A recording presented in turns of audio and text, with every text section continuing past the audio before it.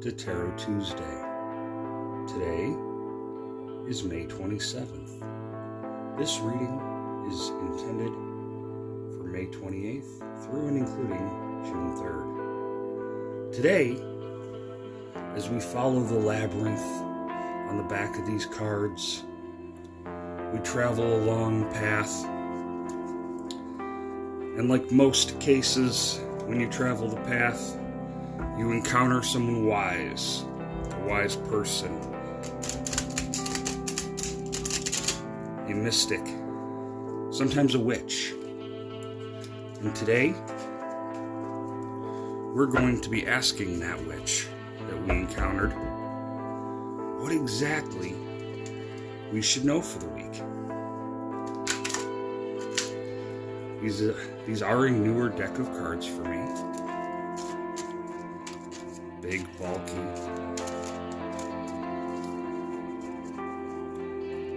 We've got them pretty well shuffled, so let's shuffle them up a little bit more here because they're being ornery. It's not cold out. Isn't that the saying?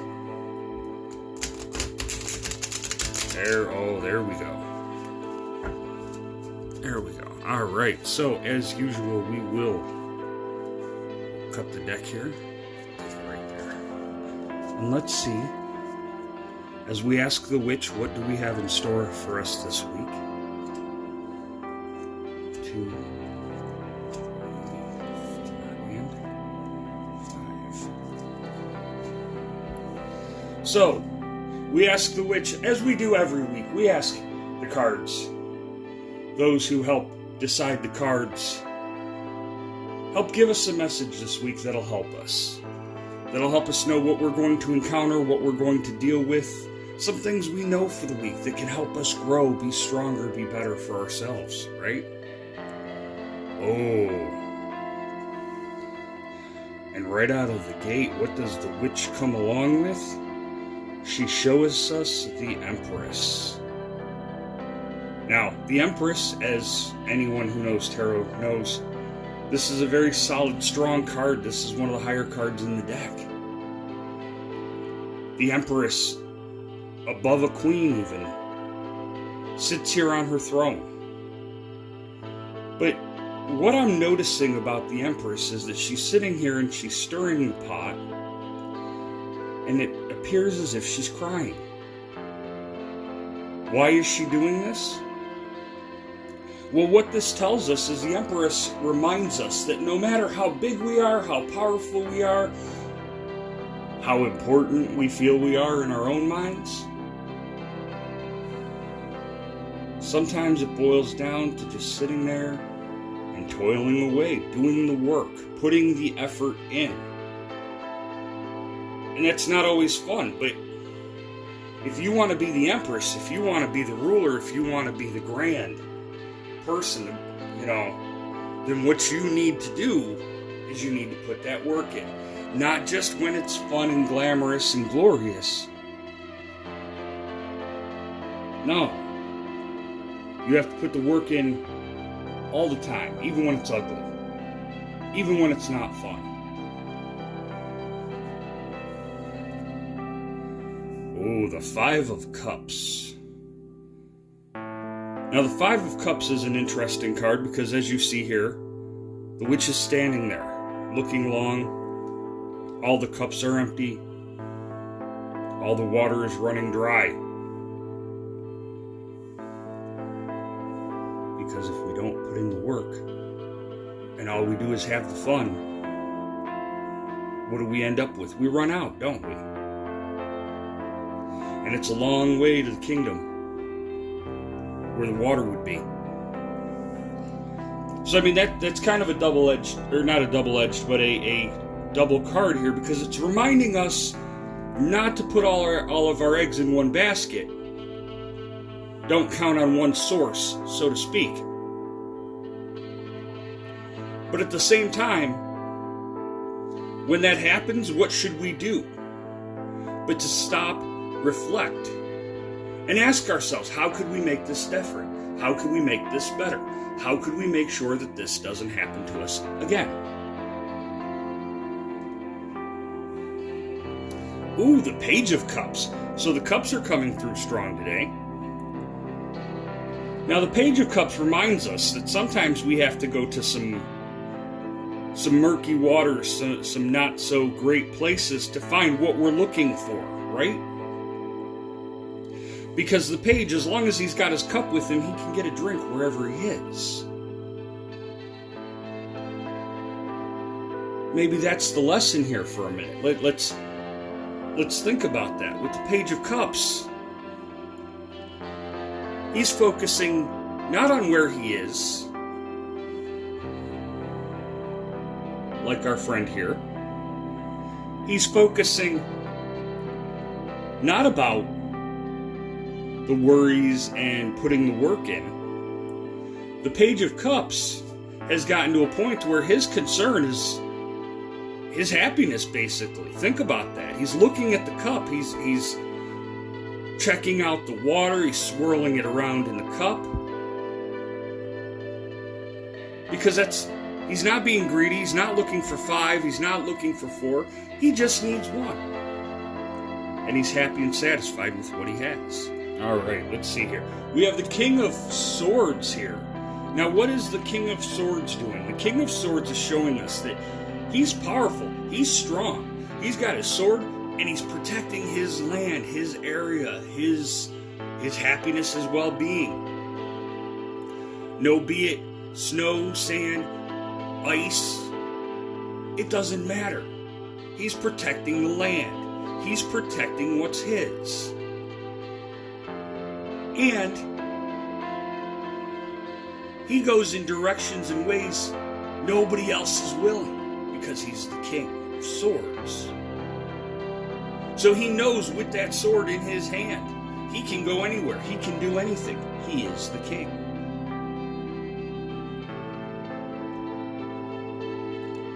And our last one for this week, the Five of Swords.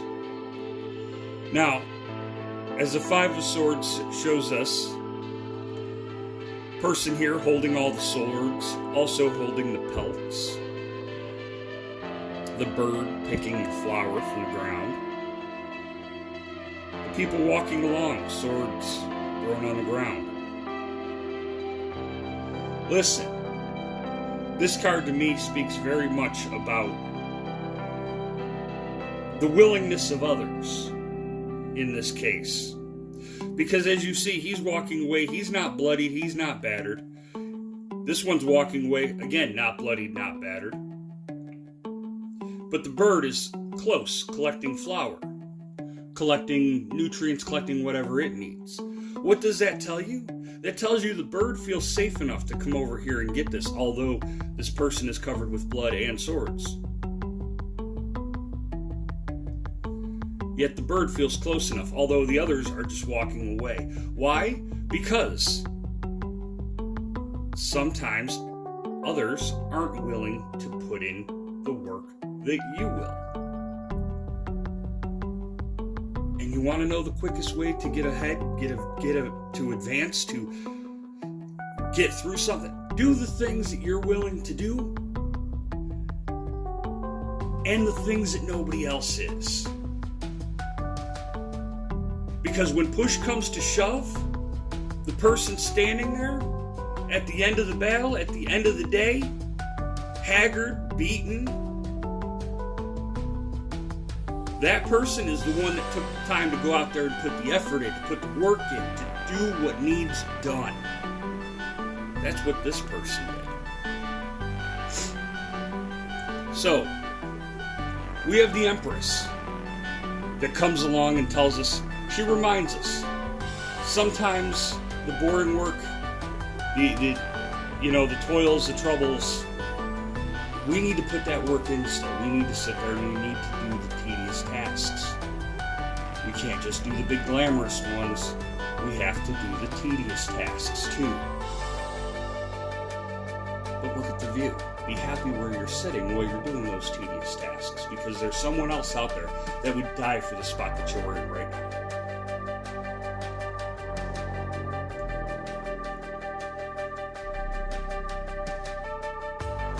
When we go for an overabundance, more than our need, more than our necessity, we tend to run the well dry. But in those times, we need to reflect. We need to stop and think about how this happened, why this happened, and what we can do from it. And sometimes, too much of this leads to too much of this. Check out any party, any bar on a Friday, Saturday night. But what we should be doing is being, again, minding where we're at, paying attention to what we truly need, what's important to us. What do we need to get through this? Well, we only need ourselves and our necessities, not to run the well dry. And we need to not be afraid to go where no one else is willing to go. We need to be able and willing to stand up, defend our ability to do what we want, how we need to, and be that king. Have that sword. Go, hey, look, I've got the sword. I don't want to use it. But if I need to defend my peace, my happiness, here it is. And then finally, we're reminded that we need to be the ones willing to do the things that others aren't, because when we are, it's quickly realized who's there for the better of us all and who's there for themselves. How many times have we dealt with people, work situations, anywhere, school situations, whatever? All the work is not getting done because they're more worried about themselves and their looks and what they're looking to do. But who's the one out there going and putting in the action? Right? Folks, we asked the witch to remind us the things that are most and more important this week. Things to focus on, things to work on. And I believe they've answered quite well in telling us to do the work, no matter how tedious or boring it may be. It's not all glamorous. To reflect when we've overdone it at times. Overspent, overdrank, overpartied, overdone anything, we need to reflect. Why did we overdo it? Pay attention to what matters to us, what's most important, what really is going to make us self-sufficient, happy, and protect our ground. Don't be afraid to go where others won't. Stand tall, stand firm. And know at the end of the day, it's you when you do things that nobody else will. It's you that grows stronger. It's you that's actually proving you're more of the team. It's funny how these days it seems so much that the person that just goes out there, busts butt, and does what they're supposed to is seen as an outsider, or is being outcast, or, well, they're not a team player. Well, this card calls bull. Because you know what? They're the biggest team player, because they're the ones doing the work when everybody else is just trying to make themselves look busy, right? This week, we're shown all about the perspectives of what happens when we keep our head down and we do what we need to, and we stand our ground. As we head into the summer, as we head into June, we asked the witch. The witch answered. And for that, we are grateful. Until next time.